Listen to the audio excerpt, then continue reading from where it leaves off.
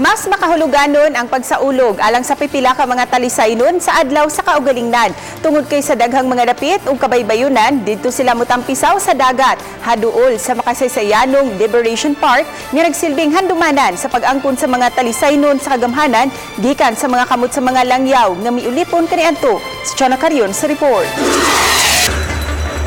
Sayo pa lang sa buntag, aligri na ang kadagatan sa Barangay Poblasyon, Dakbayan sa Talisay. Mabata man o hamtong, lingaw kaayos sa pagtampisaw sa kadagatan bisan pa sa naglagiting nga kainit sa adlaw.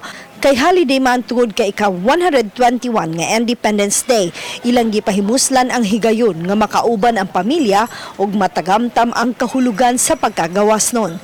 Sa baybayon sa Barangay Poblasyon, nagbantaog ang Liberation Park, dinahitabo ang takas sa Talisay upang angkon og kagawasan sa mga Sugboanon sa mga kamot sa hapon, inubanan sa pag-abag sa Amerikanhong sundalo.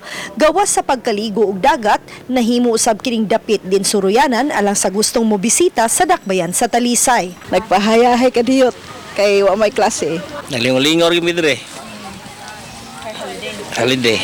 Uban ni Marlon Melgaso, Chana Carion, Balitang Bisdak.